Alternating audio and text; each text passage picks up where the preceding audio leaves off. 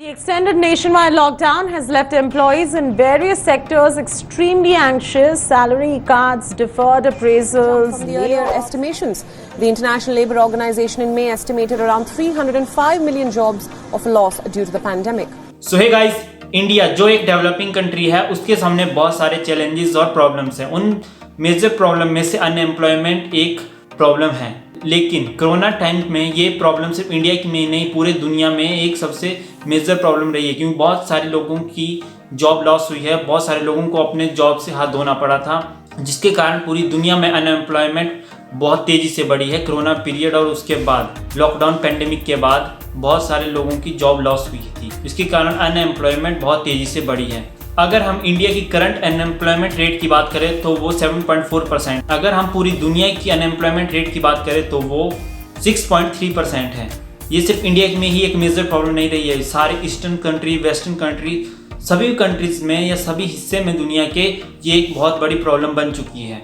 आइए अब हम जानते हैं कि किस किस सेक्टर और किस किस तरह से किन किन लोगों की इसमें जॉब लॉस हुई है इस पेंडेमिक के दौरान, और हम इसके लिए क्या कर सकते हैं और गवर्नमेंट ने क्या स्टेप्स उठाए हैं इस प्रॉब्लम से निपटने के लिए। लोगों की अनएम्प्लॉयमेंट से उनको जॉब दिलाने के लिए सरकार के क्या क्या प्रयास रहे हैं। जो ये कोरोना टाइम था, पेंडेमिक के दौरान लगभग 10.9 मिलियन लोगों को अपनी जॉब से हाथ धोना पड़ा था और लोगों के पास रोजगार नहीं था सभी सेक्टर्स के अंदर। 2020 जॉब मार्केट के लिए सबसे वर्स्ट ईयर साबित हुआ था। सभी सेक्टर में से aviation, hospitality and travelling sectors सबसे ज़्यादा बुरे तरीके से हिट हुए थे इस पेंडेमिक के दौरान, और इसमें सबसे ज़्यादा लोगों ने अपनी रोजगार खोया था। ये सिर्फ इंडिया की बात नहीं है, पूरी दुनिया में लॉकडाउन लग गया था पेंडेमिक के दौरान, और जिसके कारण लोग घरों से ही काम कर रहे थे और वो कहीं बाहर नहीं जा पा रहे थे, जिसके कारण कई लोगों का रोजगार छिन गया था उनसे, क्योंकि सभी लोग, चाहे हम इंडियंस की बात करें, वो घर में रहने के लिए मजबूर थे, जिसके कारण उनको सारा काम वर्क फ्रॉम होम करना था। ऐसा नहीं है कि सभी बुरी तरह से इफेक्ट हुआ था, कुछ पॉजिटिव इफेक्ट भी था, जैसे हेल्थ केयर एंड एजुकेशन के अंदर भी जितने भी ऑनलाइन एजुकेशन है वो सेक्टर्स हमें पॉजिटिव इम्पैक्ट के साथ नजर आए थे। जितने भी लोगों ने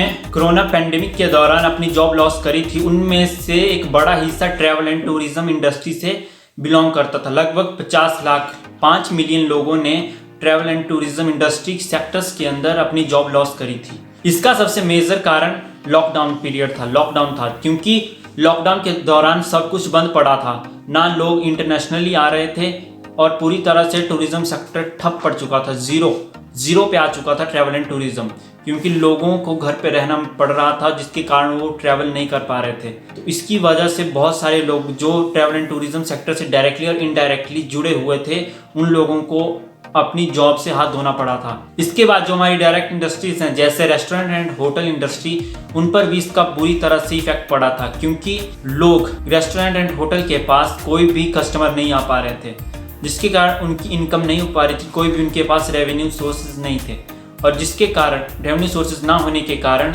उन्होंने अपने एम्प्लॉयज़ को फायर भी किया उनको, और कई होटल्स में तो ये भी हुआ कि उन्होंने अपने एम्प्लॉयज़ को छुट्टी दी। जब ये लॉकडाउन पीरियड बीत जाएगा तो उसके बाद आपको वापस जॉब पे बुलाया जाएगा, लेकिन उन्हें कभी फोन भी नहीं किया गया था, वापस नहीं बुलाया गया था। ऐसा भी हुआ है इस पैंडेमिक के दौरान। और अगली इंडस्ट्री जिस पर इसका पूरी तरह से बुरा इफेक्ट पड़ा है वो है एलाइड इंडस्ट्री, यानी ट्रांसपोर्ट एंड ऑटोमोबाइल इंडस्ट्री। जितने भी ड्राइवर्स थे वो जो प्राइवेट ट्रांसपोर्ट में काम करते थे, जैसे बसेज या टैक्सीज चलाते थे, उन सभी को अपनी जॉब लॉस हो गई थी, उन सभी की जॉब लॉस हो गई थी, उन सभी को अपनी जॉब से हाथ धोना पड़ा था, क्योंकि लॉकडाउन टाइम में सभी लोग घर से काम कर रहे थे और जितने भी कॉर्पोरेट्स में लोग काम करते थे वो वर्क फ्रॉम होम करना शुरू कर दिया था, जिसके कारण जितने भी टैक्सी ड्राइवर्स थे जो प्राइवेट बस चलाते थे या टैक्सी चलाते थे, उन सभी के कोई भी सवारी नहीं हो पा रही थी, उन सभी की इनकम जीरो हो गई थी, जिसके कारण उनकी जॉब लॉस हो गई थी। और जितने भी स्कूल कॉलेज सब कुछ बंद थे और जितने भी लोग स्कूल कॉलेजेस में काम करते थे, कि बसेस चलाते थे, उन सभी का काम भी ठप पड़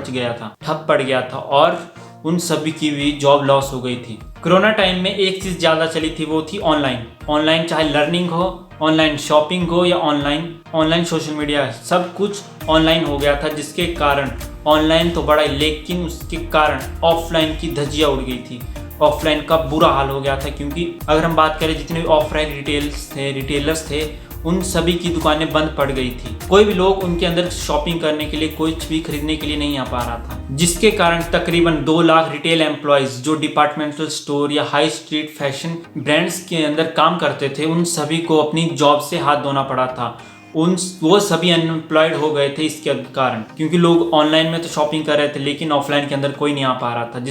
और जिन्होंने अपनी नई दुकान शुरू करी थी, जिन्होंने अपनी नई रिटेल शॉप शुरू करी थी, उनकी तो दुकान भी बंद हो गई थी। उसके कारण उनका तो काफी ज्यादा नुकसान हो गया था। चलो ये तो बात होगी ऑर्गेनाइज सेक्टर की, लेकिन हमारे देश का बहुत सारा हिस्सा अनऑर्गेनाइज सेक्टर में आता है। बहुत सारा डेटा तो सामने भी नहीं आया है, जिसके कारण हमें पूरी तरह से इसके बारे में पता नहीं है कि कितने सारे लोगों की इसके अंदर जॉब लॉस हुई है। अगर देखा जाए, जितने भी कॉर्पोरेट्स के बाहर टी स्टॉल या चाय की ठप्परी लगाए हुए लोग होते हैं, ठेला लगाया होता है लोगों ने, उन सभी लोगों की जॉब लॉस हो गई थी, क्योंकि बहुत सारे लोग, सभी एम्प्लॉयज घर से ऑपरेट कर रहे थे, जिसके कारण वो कंपनी में नहीं आ पा रहे थे। और इसके फलस्वरूप जितने भी लोग कंपनीज के बाहर अपना काम शुरू करते हैं, उन सभी का काम ठप पड़ गया था और उन सभी को सड़क पे आना पड़ गया था। तो सबने सोचा कि जिस कोरोना खत्म हो गया है तो उसके बाद सभी एम्प्लॉयज वर्क फ्रॉम होम छोड़कर कंपनी में काम करना शुरू कर देंगे, लेकिन कुछ सारी कंपनीज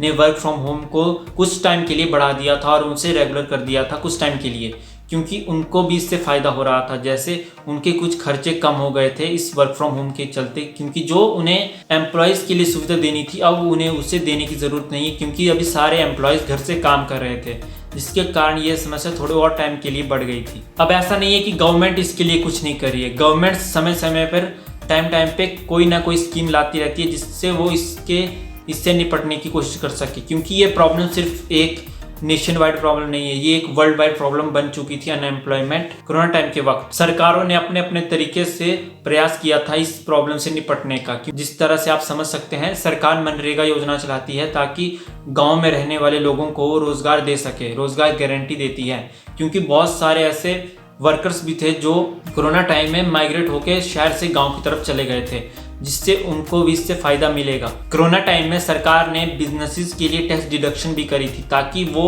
अपने एम्प्लॉयज़ को फायर ना करे। सरकार का ये कहना था कि हम आपके टैक्स को कम कर रहे हैं, आपके टैक्स में इतनी टैक्स में आपको सुविधा दे रहे हैं, आप अपने एम्प्लॉयज़ को फायर ना करें ताकि उनकी अनएम्प्लॉयड ना रहें। और इसके बाद सरकार ने लोन स्ट्रक्चर भी किया जितने भी स्मॉल व्यापारी, स्मॉल बिजनेसेस थे उनके लिए, ताकि वो आसानी से लोन ले सके और अपने बिजनेसेस को शुरू कर सकें, बिजनेसेस चला सकें, जिसके कारण लोगों को उनसे रोजगार मिल सके। और जैसे कई सरकारों ने तो लोगों को पैसे भी दिए जो लोग अनएम्प्लॉयड हुए थे इस पैंडेमिक के दौरान। जैसे यूएस सरकार की बात करें तो यूएस सरकार ने लगभग 1000 से 2000 डॉलर्स पर व्यक्ति दिए गए थे जो लोग अनएम्प्लॉयड हुए थे, जिनका घर में इनकम सोर्स नहीं था। और इंडिया में भी कुछ ऐसा ही किया गया था सरकार के द्वारा, लेकिन कुछ लोगों का इसमें भी एक मत है कि अगर लोगों को फ्री में पैसे मिल रहे हैं ऐसे बिना काम किए, तो लोग वापस काम पे क्यों जाएंगे, वापस काम क्यों करेंगे अगर उन्हें ऐसे ही पैसे मिलते रहें। तो ये तो सरकार सहूलियत दे रही थी ताकि लोग जब तक उनको काम ना मिले वो इससे अपने काम को ढूंढ सके, अगले काम को ढूंढने के लिए ये सुविधा दी गई थी। जैसे आपको पता ही है कि इंडिया में गवर्नमेंट और बाकी गवर्नमेंट्स स्किल इंप्रूवमेंट प्रोग्राम चलाती रहती है समय समय पर, ताकि लोग स्किल सीख सके, नई नई स्किल को सीख सके, ताकि उनको आगे जॉब हासिल करने में कोई प्रॉब्लम ना हो। इन स्किल एनहेंसमेंट प्रोग्राम से वो जॉब रेडी बन सके। तो आज की वीडियो में बस इतना ही। उम्मीद है आपको ये वीडियो पसंद आई होगी, इन्फॉर्मेटिव लगी होगी और आज की जानकारी भी आपको पसंद आई होगी। तो नीचे कमेंट्स में जरूर बताइएगा कि आपको क्या लगता है कि सरकार क्या क्या कदम उठा सकती है अनएम्प्लॉयमेंट को रोकने के लिए, और हमें क्या क्या करने की जरूरत है, और इंडिया में आगे कितने समय तक अनएम्प्लॉयमेंट की प्रॉब्लम रह सकती है। तो मिलते हैं आपसे अगली वीडियो में, तब तक see you, have a good day, take care.